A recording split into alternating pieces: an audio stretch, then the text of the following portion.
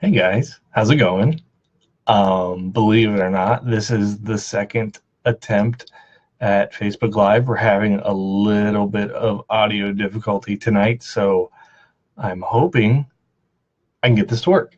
I I went 5 minutes in last time before I deleted the last live stream, so that didn't go great. I am waiting to see if anyone can hear me. So if you would just like leave a quick comment and say, "Hey, I can actually hear you talking," that would be beautiful, and I would really appreciate it. Yay! Thanks, Jamie. I appreciate it. So I'm going to try it again for the second time, I guess. So thanks for turning your internet on. I appreciate it.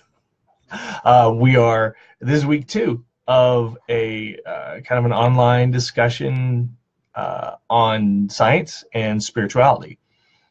In some of the research we've done, we've learned that folks are pretty much across the board having a hard time making science, that we all pretty much buy into, the science that gives us our medicine and technology, our mobile devices, and everything else around us. That's a prevalent, deep part of our life.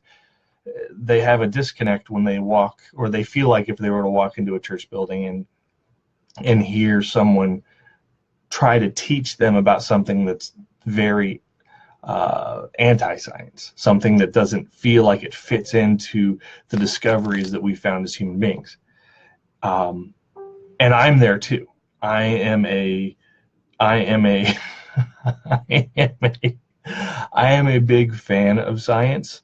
Um, I am a believer in how we create these hypotheses, and we have discoveries, and we find things, and we become actually better evolved human beings as we trust the scientific process.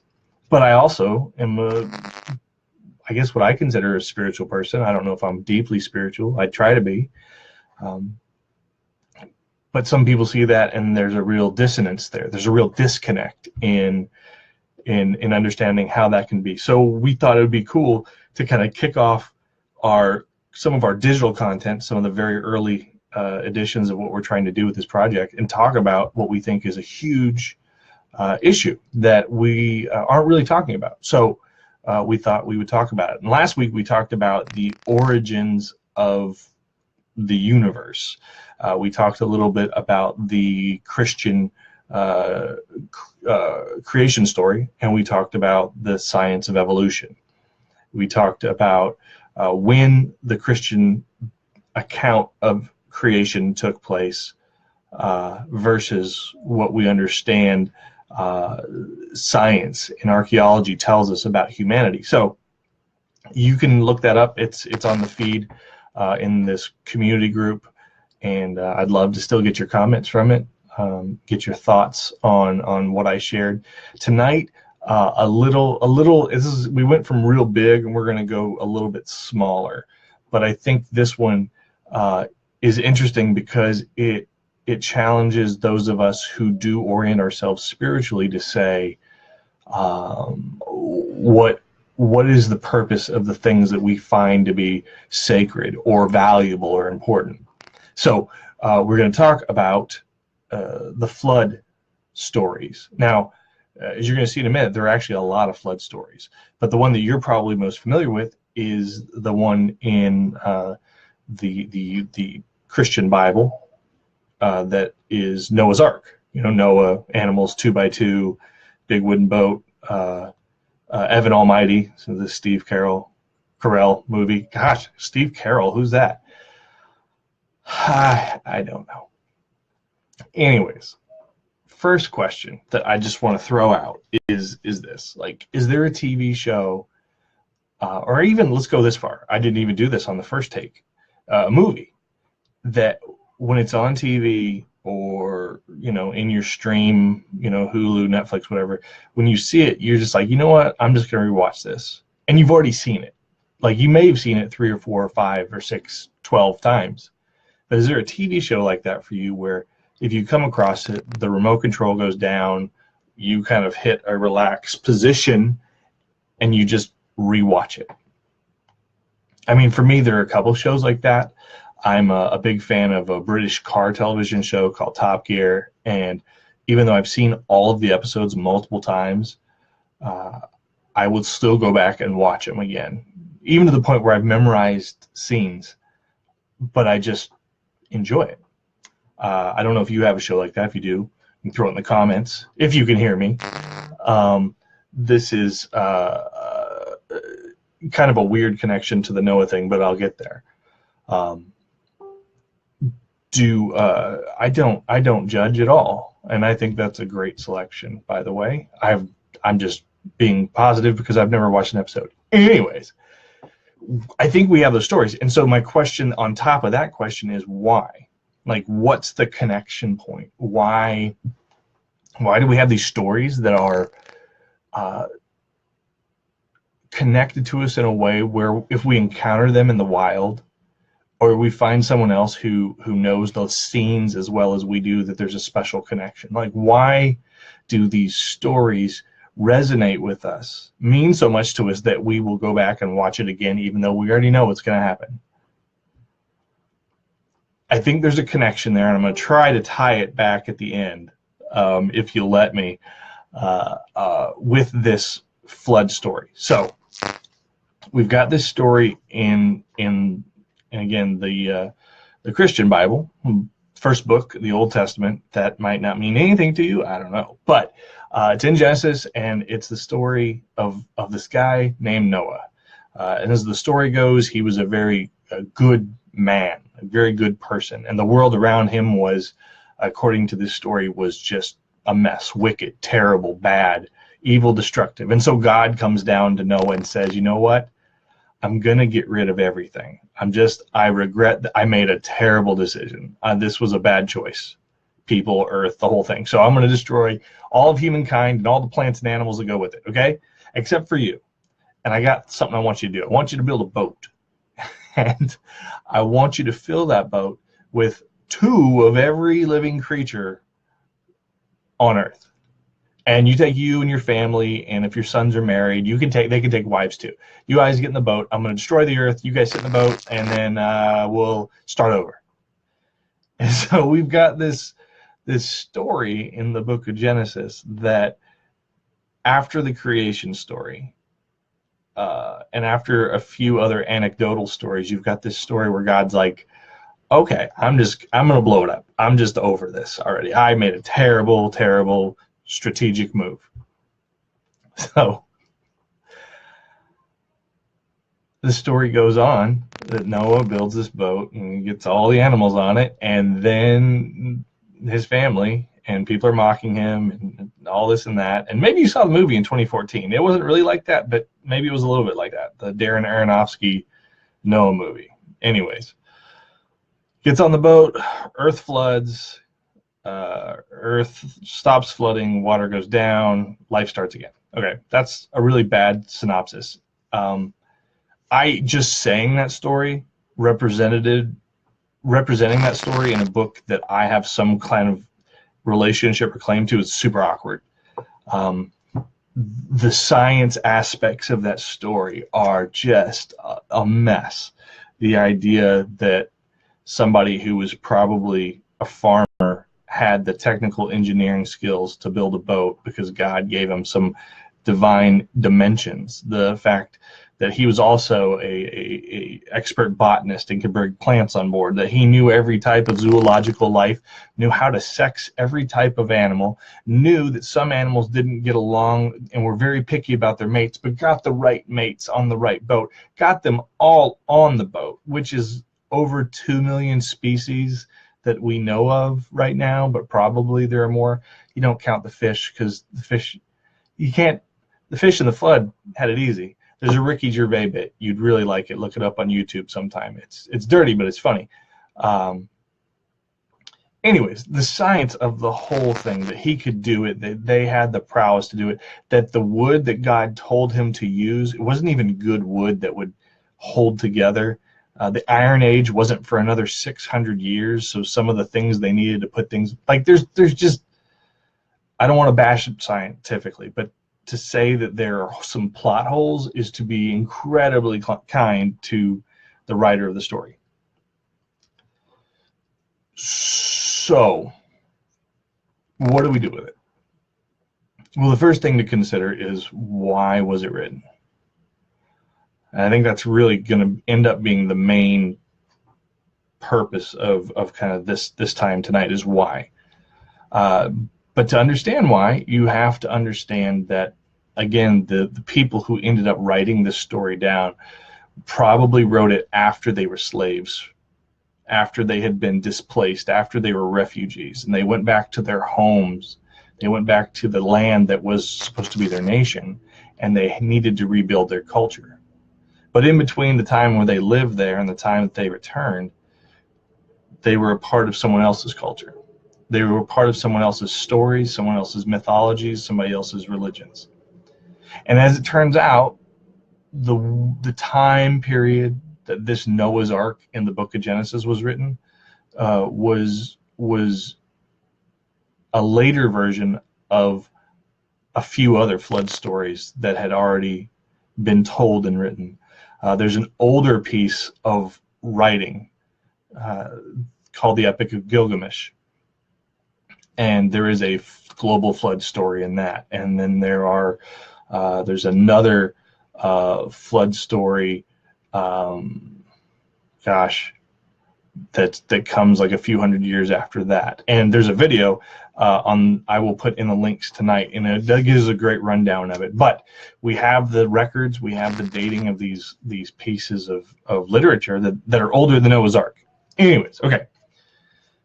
So we think that somewhere along the line, there may have been regional flooding in Assyria in the Fertile Crescent.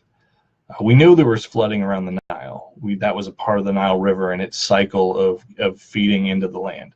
But we assumed that there was some actual flooding that occurred. Now, whether or not those stories were born out of actual flood stories, that's a guess that somebody who's better at archaeology, who's better at looking at the earth, is going to be good at. I can't do that.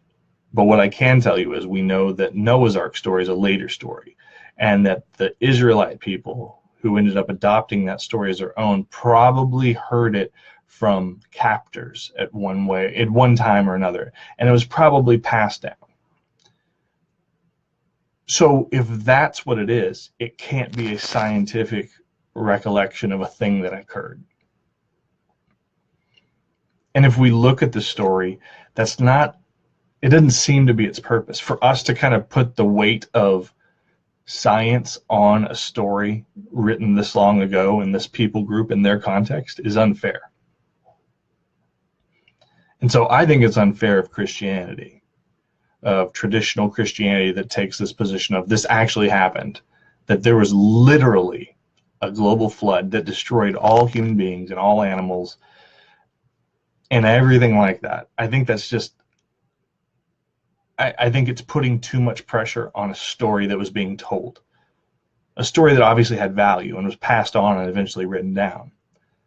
But I think it's way too much pressure for this story. Now, there is, was it northeast of Louisville, Kentucky, there is an actual Noah's Ark museum where you can go, and they've recreated it, and they have all these arguments for why and how it occurred. And it's frustrating to see that. But because I disagree with the way, I disagree with how they ask their questions. I disagree with their orientation of science. I disagree with a whole lot of things that most of the world does. But oftentimes, those are the folks who get the voice of spirituality. So let's go back to why. Why is this story important? Because I think it's pretty significant. Because if it was written, like I think it was, after the Israelite people, this group, this nation, had been captives, their nation had been beaten down, they had become refugees, they had become slaves, and all of a sudden they're given a chance to be sovereign again, to be their own people again. I think it's really significant that they have to start to build their culture back. They have to say, who are we? Not just as individuals, but as a community, as a neighborhood. I think New York City did that in 2001 after the terrorist attack then. I think that Sutherland, Texas, where the shooting just took place in a small Baptist church this past Sunday, I think that's a question as they rebuild and take ownership of their lives again, and as they go through the grieving process. I think that's something they have to ask is, who are we? What stories will we take forward that tell us and others who we are? And so I think there's this concept in this flood story that's really significant to that. And it's not about saying, watch out, human beings, because if you mess up, God's going to get you. Because the whole math problem to the flood story, it's off. Because God comes off as a dick. Like, he's a monster. Humans have messed up, so I'm going to destroy all of them. Oh, and by the way, the animals too. We're going to get rid of all of them, except for the pairs that you select. Like that doesn't make any sense. It makes sense if the story is a hyperbole, if it's an exaggeration that gets passed down to tell a bigger truth. Not that the story itself is filled with facts. These are exaggerations to stick in our minds to help us to remember their plot devices. I think that's what this story is. And I think what Walter Brueggemann thinks. And if you don't know who Walter Brueggemann is, that's totally cool. He's this really, really, really, really, really, really, really, really, really, really, really, really smart guy who studies ancient texts and religion and philosophy. And he suggests this about this story. He said, what if this story isn't about God coming down to hurt human beings because they're bad? What if this is a story about God? Because the only thing that really changes in this story is God's attitude. At the beginning, God is really mad and frustrated and upset. I did a bad thing. I should never have created all this. I regret this. God then goes to the place of destruction. But after that destruction, God has another conversation with Noah, and he says, I'm never going to do this again. This should not be. This is not how life in the world is going to happen. What if it's the Israelite people telling each other that their understanding of God is that God is learning along with them? What if the story is God being more humanized, understanding that God is alongside us and not some deity up in the clouds like the other gods of the day on their Mount Olympuses or on their other volcano tops? What if God was the God who walked along beside? If that's the story, then the Noah's Ark story is totally different. It's a story about these people figuring out who God really is. It's using creative and imaginative language to say, God isn't distant and just coming to chase us. That's not the God that we know. The God that we know is a God that is excited and that grieves alongside us when things are bad and is cheers for us when things are good. That's the kind of story you stick with. That's the kind of story you retell. That's the kind of story that gets passed down.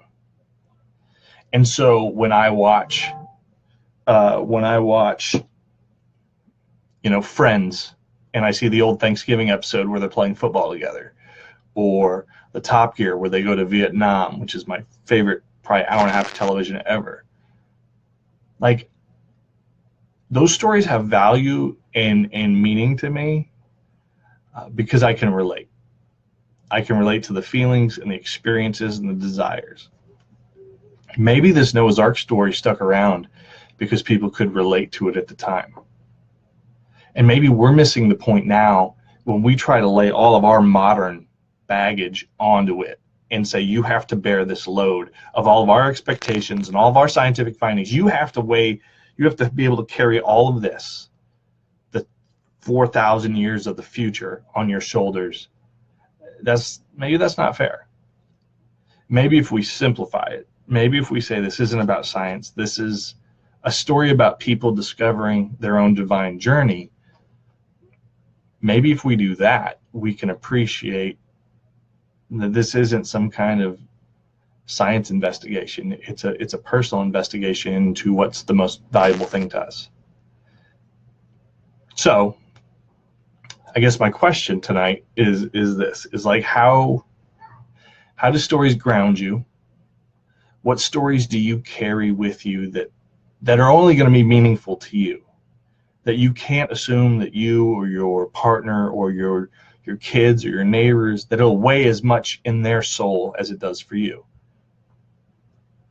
Because I read that Noah story now and I think about the value that those people must have seen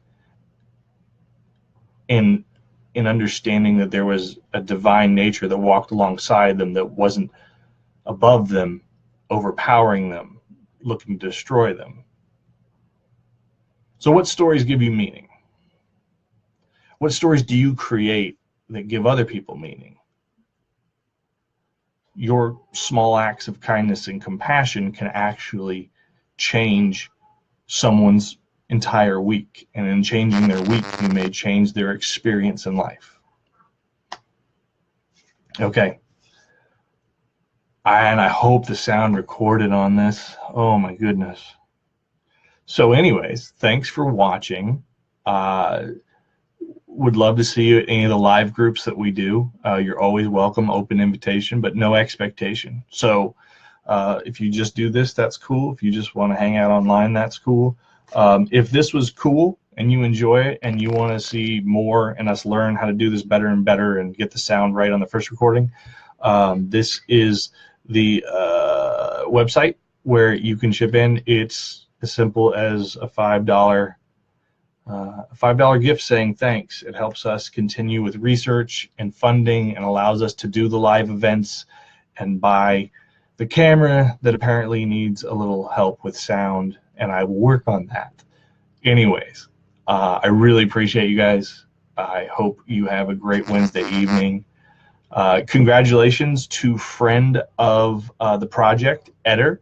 Eder just got a new job, and he just told us about it today, and we were super excited for him. And so if you know Eder and you see him or see him on the internet, give him a highest of fives.